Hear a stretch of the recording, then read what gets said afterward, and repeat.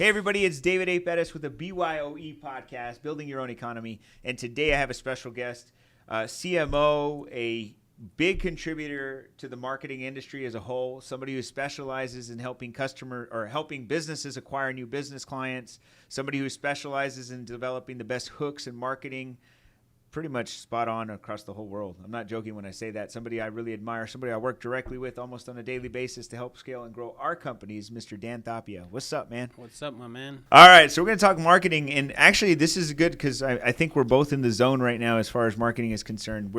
We both know that marketing is a big driving force in a business, right? I mean, second to sales. But of course, you don't have anybody to sell if you ain't got no marketing, right? I mean, unless you've just been blessed with, I don't know, man, like people just walk in your door and just give you their credit card. But I haven't met one of those. But if you're out there, please let me know how we can work together in some way, shape, or form, because I guess it is what it is. So let's talk marketing. What is marketing by definition to you? For me, what I believe marketing is attracting who you want and repelling who you don't. In a nutshell, that's kind of what I believe marketing is bringing in the person that you want and then getting out of the way who you don't want. Interesting you say that, because when you actually talk to a business owner, because I've been there, so this is not to call anybody out. This is truly me being as honest as I possibly can be at all times. I wanted everybody. When I do marketing, I want to target everybody, right? Like, we got a deal for everyone and a deal for anybody who has a checkbook, wallet, PayPal, whatever you can give me. If you got crypto, I'll take it, right? Yeah. So based on that, that's how I was. Was that wrong? It wasn't wrong, but you're not going to get what you want out of what you're trying to do. And what I mean by that is you can do that, but you're going to feel burned out. You're going to hate every customer because you can't get success. And then your team's always going to be upset because they don't know where the heck they're going. And so really you create this, it's a negative feedback loop, if you will. It just creates this weird loop that you keep getting business and then nobody can fulfill and then nobody's happy, and then you're like, oh man, and then you have to discount your prices over and over, and it just becomes this feedback loop of death, really. And at one point you either consider, I need to quit the business altogether, or I got to do something different. And so I imagine that's kind of where your two paths had crossed at one point. Interesting. So you've seen me grow, huh? No, because that's the way I feel, right? I feel like what you just said is completely true. For a long time, I tried to tackle everyone and anybody I can get in front of. I wanted them to be my customer because, well, I mean, there's a lot more truth to it. It's like, hey, you need money. And however somebody's willing to give it to you, you're going to take it. And so whatever that may be. And then you're right, though. I think that I went through that cycle where my team was frustrated with me. I was frustrated with me when we couldn't make sales. And then I would ask them, like, why haven't we made sales? And they're just, well, like, we don't know. Like, actually, the biggest problem, this is actually it, is when you try to hold people accountable to hitting a goal, but yet you've asked them to sell numerous things or different products or different people or different things. When you try to hold them accountable, they have an excuse, and it's always a good one because they're like, well, I was focusing on this and it didn't fall through. Well, what about the other things? Well, I'll focus on those next week. Like, so it was never really something targeted, and we never really got clear on who we wanted to serve most of the time for a long time, and that really hurt my business, I think. So that was a very good definition. So if it's about polarizing, if you will. Yeah, 100%. Right, polarizing, which means you either are on this side or this side. Like, I want these people, I don't want these people. When you do marketing correctly, is that all you have to do is just piss off some people and make some people love you? If you do it at a big enough scale, yeah. Yeah. I mean, let's just use an example, whether they like him or not. Donald Trump, he made, I'll give you an example. I worked for a company, and they were selling Donald Trump figures.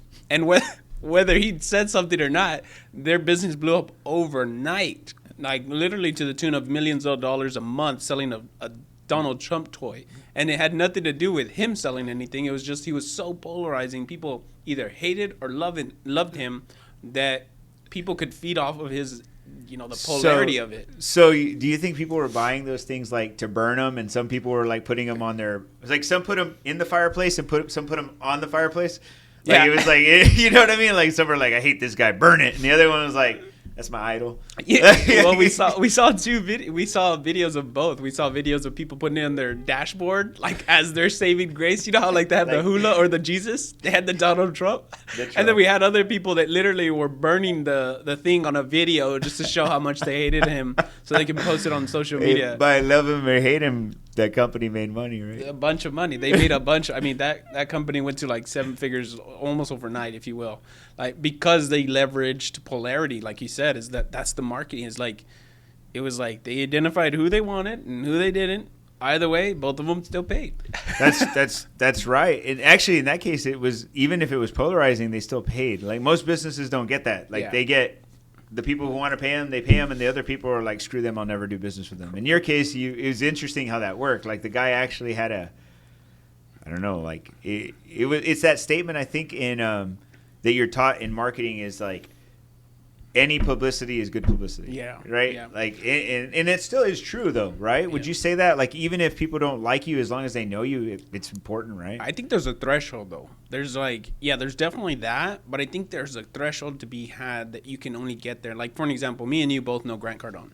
Oh, yeah. Most people would have said, when he was first coming up, he had to identify who does he not want to, basically talk to, and that was his way up. Like he made his way in the auto industry before he expanded into really anything. He can do anything and everything now because he's already got to the threshold where it's like, whether you hate me or love me, you're gonna buy my stuff so you can learn what I didn't do right, or you're gonna buy my stuff to learn from me how to go fat or whatever I teach. He had success. So he had to hit this threshold, and most people never get to that threshold, so they think that they should just stay in the loop of working with everybody. But he had to get to like, for example, Donald Trump. Like, that polarity only came because he was such a high figure in terms of, like, publicity. Yeah, like he was already a polarizing guy. Like, people were fascinated with him before he was president. In fact, I mean, a lot more people liked him before he ran for president, right? Like, I mean, I'm not saying that just speaking for the people, but I mean, he did have a hit TV show. He was somebody like of influence in New York and in real estate and all over the world. Like, so him running for office really probably like amplified what he had already built. Is probably a statement, right? But he's polarizing. And Grant Cardone, I mean, I love Grant. Today, it's a little different, right? Because like you don't really see a lot of Grant anymore, and if you do, it's a lot of reruns. Yeah. Because he doesn't need to do anything anymore. He's already like, I'm not saying for money. I think he's got so much content that they can just rehash it for generations. You're gonna see him look the same for the next 20 years. Like he's gonna be like 90 years old, and you're like, man, he still looks like he's 60, man. And you're like, because that's in the video from when he was 60. Yeah. He's done good. So in marketing, we got polarizing, we got people. So tell me, like, what's going on in marketing today that you see that most companies today, if they're out there trying to build a business, what are they doing wrong? I don't actually think it's the marketing, to be honest with you. I think it's that they don't have a core. They don't have a core message. They don't have a core outcome. They don't have a core, like, really, they don't, they're focused on a product, not on a person. Ooh. And I think that's the biggest part that once you focus on who I can help rather than what I'm going to sell them, your whole marketing persona or the way that you perceive marketing changes completely. Because what would you do for someone that you loved more than anything else? You would try your best to do everything you can to help them. And what does that entail? That becomes marketing and sales. But if you have a product and you're pushing a product, you're always going to be like, I'm not good at marketing. Well, it's not that you're not good at marketing, I believe. It's that you don't believe in your thing that could help that person out there, or you're doing it for the wrong reasons, right? And to suffice to say, I don't believe that people have a marketing system, a way of systematically bringing people through that process of understanding who you are, what you do, how you do it, and who you do it for, right? I don't think people have that. And I think the reason why they don't have that is because they're focused on product, not people. And the products is typically for everyone. Yeah, the product... The person who created the product is mass market appeal, right? Like their goal is to make it to the masses. But you don't realize it because you're on the other side of the product that you're the ideal person that they were trying to reach, right? Yeah, so, like you're probably the profile of what you should be looking for. Correct. In most cases. Yeah, exactly. And I think what missing today in today's marketing is that there's so much out there. It's hard to distinguish what's good, what's bad, what's working, what's not. It's really hard to distinguish because there's so much information that people get overwhelmed. They're like, well, I will go down this path. Do I go down that path? You mean as far as like where they should spend their money? The customer, or you're talking about the business owner? The business owner. Like okay. They're confused as to like what strategy works the best to grow my business. Oh, I get you. Because, and by the way, I think that in marketing today, like if you're a business owner and you're wondering which medium works, like if it's social media or is it the newspaper, is it direct mail, is it TV? The way I heard this said once was really good. It depends on who's selling it to you. That's how you know it works. That's good. That's actually not It's bad. true, right? Like when somebody told me that, I was like, "You're so right." Because you talk to a guy who sells newspapers, he's like, "Newspaper, you don't understand. It's an untapped market. Nobody gets it, right?" And then if you talk to a radio person, they're like, "It's free. It's everywhere. People listen to the radio everywhere they go." And you talk to a social media person, they got 7 billion people on social media, and so everybody's selling you on this idea that their avenue, their method works. But is there a right one ever? I don't think it, and this is why I don't get, and I used to get caught up in this loop where I'm only in one thing. And the reason why I don't get caught up in that is because I've realized over time after marketing for, helping companies like go really, really fast in this, I focus more specifically on online now because of the fact that there's not so much overhead, there's not so much, there's no, the service level, it doesn't require a lot of overhead and a lot of materials to make it work, right? And so for me, the platform is independent, right? Like meaning whether that be Facebook, TikTok, Instagram, LinkedIn, YouTube, whatever the platform is, it doesn't even matter, to be honest with you. Everyone's going to sell you on their unique mechanism, which is marketing 101. Like if you think about it, at its core, this is what most people are missing, is a core message, is a mechanism to get a result. That's what they're missing. And that's why their marketing sucks, is because they're missing that core message, that core mechanism to get the specific result. And you would say core message is the thing that speaks to the person you want to speak to. Correct. That's what you're saying. So you're saying that a business owner is speaking like my product's better than yours or better than everyone else's, or my product just solves this problem. But they're not saying it solves the problem for who. Like they're not saying, well, I mean, by just the nature of the product, but like for an example, when I see a Gillette commercial, like Gillette razors, like we know that it's for men. Yeah. Right? Totally. Like so they've already identified it and they say it and they don't have to say it anymore because they've done that for so long and we know it's just for men. Yeah.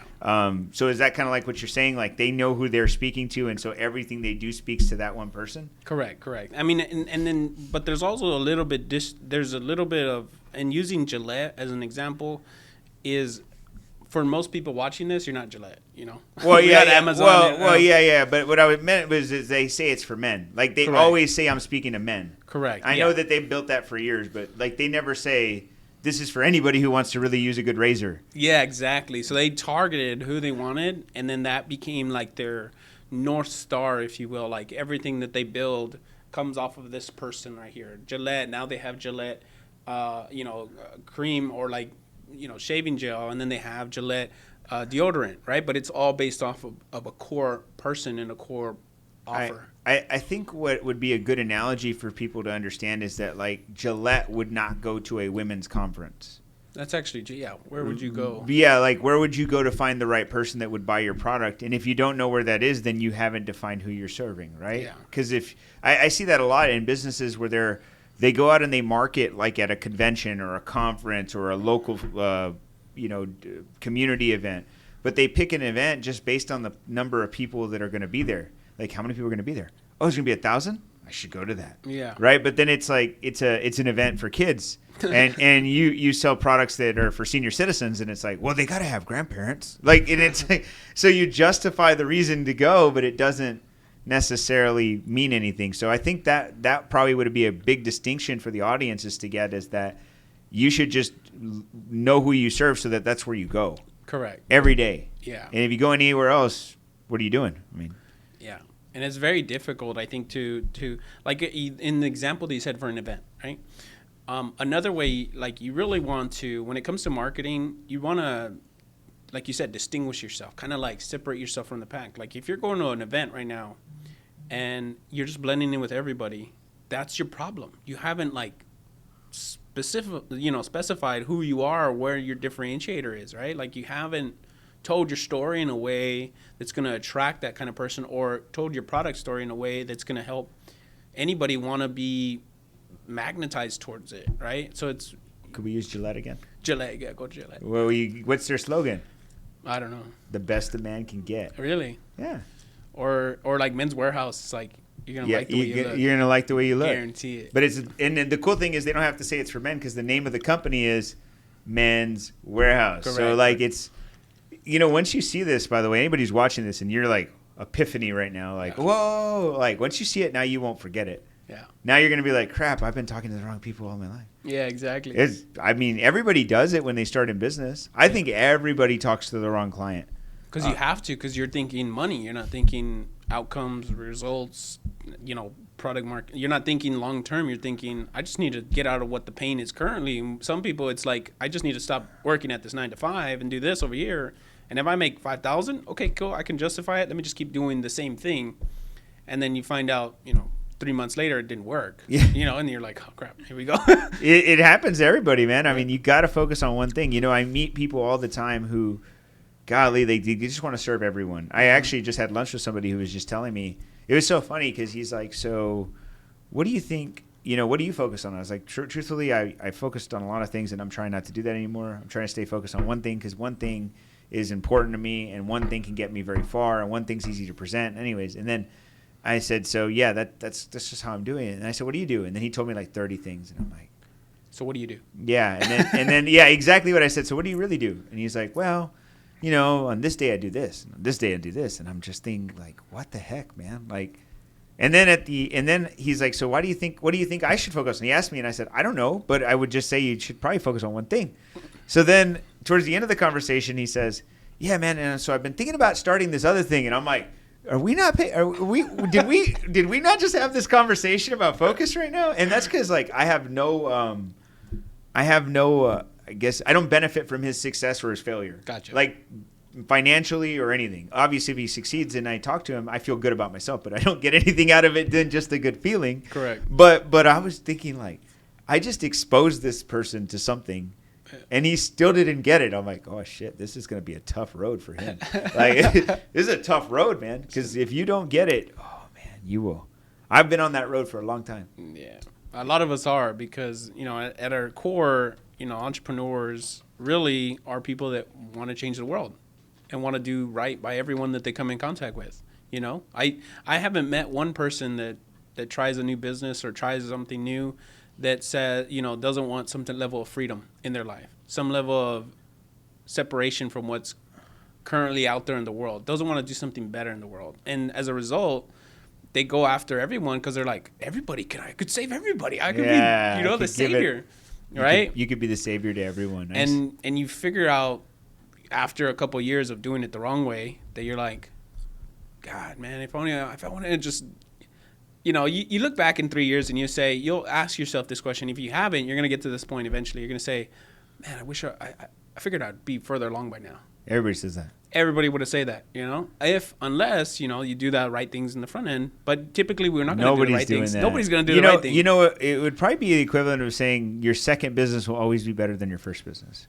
Because you'll know more, you'll get better. Right. Hopefully you don't need a second business, but if you didn't do good in the first one, the second one should be better if you learn the right things. Correct. And you go faster. You learn. You go way faster. It's easy now. I see it even in our own companies. I see it so easy. Like when I think about pivoting or changing, I mean, not 10 years ago, but like 5 years ago, it would have been like, shit, man, I don't know how I'm going to do this. Like, I don't know how to overcome this problem. We don't know what we're going to do. Now it's like, well, that's easy. We just get rid of that and move that and hire this and get rid of. We're good. Let's go. And I mean, it's stressful, but it gets easier to make the decisions once you've done it so many times. And so staying focused, when I think about you, Dan, and the things that you've done in the marketing world, I mean, one of the things that I admire is that you're always trying to find, well, I can't say new things. And by the way, I would actually say I don't like that either, like about you too, because you're always trying to find a new thing. But what I do like is you're always researching. And you're always learning, and you're always trying to find the next I wouldn't say hook, because you're not looking for hooks. You're just actually looking for a shorter way. Yeah. Right? Would you say that about you? You know what I would say, and I think that comes from the basis of I know who I want to help. So I'm always finding ways that I can support them and add value to their life. So that's what it comes from. It doesn't come from me wanting to know more. At its core, I'm like, how do I serve this person at a higher level and always provide value so that they can never say, you're not providing enough for me. I got to change shifts. I got to jump ship. So for me in the marketing, and this is kind of how, I'm obsessed with customer. I'm obsessed with I got to be the best for the customer that I'm supporting. So it doesn't come out of and that's really why, that's kind of, maybe that's why the reason why you admire the things that I'm doing is because it's always with the end in mind is how do I support someone like yourself? How do I support a growing business to grow faster? What can I do? How can I shift it? How can I make them better? How can I make them faster? How can I make their life easier? How can I retire them more? Retire them from doing the things that they're currently doing. It's interesting. How do I get their team done better?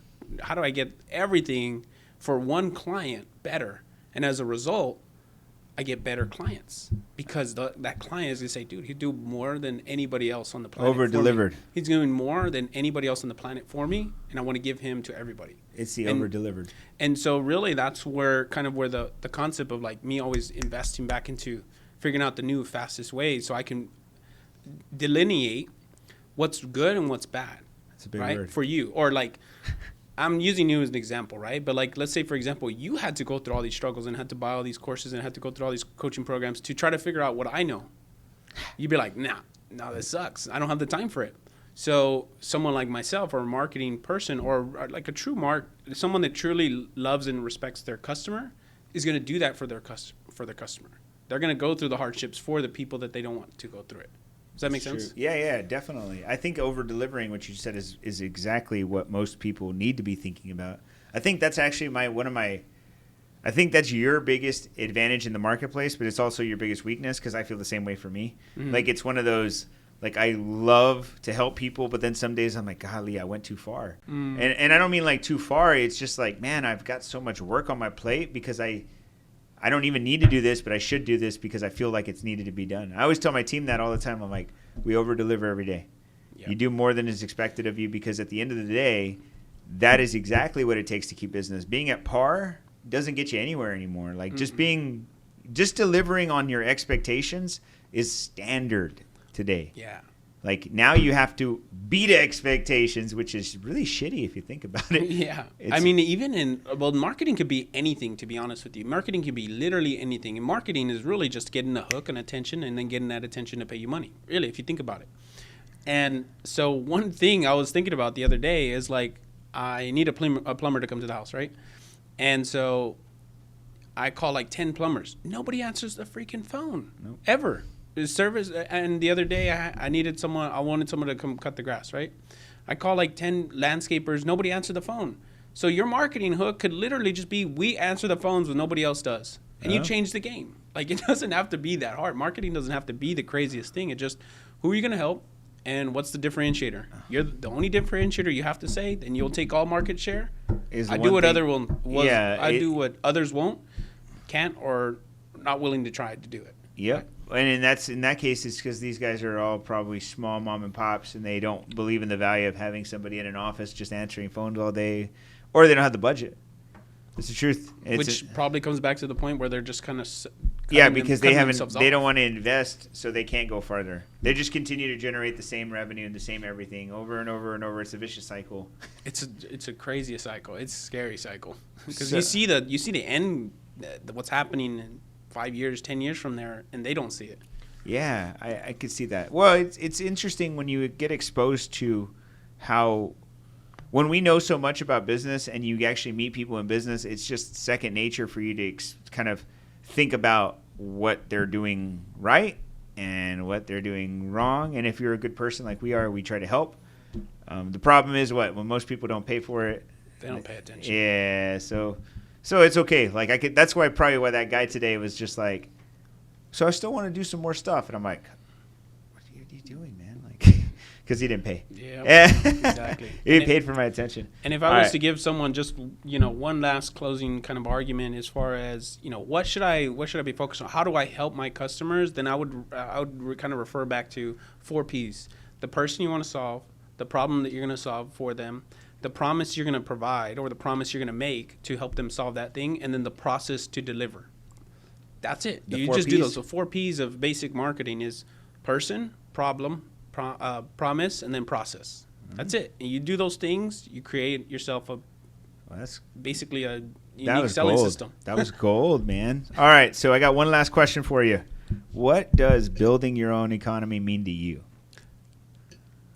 What it means to me is basically having freedom of choice, having a way that I don't have to answer to anyone I don't want to, if I don't want to, and being able to control my own destiny the way I define it, not by anybody else, not by anybody on this earth, not by nobody that can tell me basically what I can do, what I can't do, who I can hang out with, who I can't hang out with. That's what building my own economy means, is basically being indestructible. That's what I believe. Damn, that's powerful. For me. That's what that means for me. This guy doesn't have kryptonite. No. Superman doesn't have kryptonite. All right. Well, Dan, this has been an incredible episode. I know there's so many nuggets that are going to be gotten from this. If you haven't followed Dan, don't worry. Just follow me and he'll follow you. No. But follow Dan on social media, Daniel Tapia. You can find him. We'll put his links down below. But, I promise you, if you just follow this guy for just a few days, you're going to see a lot of insights that you've probably never seen before, because a lot of the things he's sharing, he's practicing. And so you're going to see him tested and pushed and shoved around in the marketplace. And it's pretty interesting to see. So thank you, Dan, so much for being here, brother. Appreciate it, my man.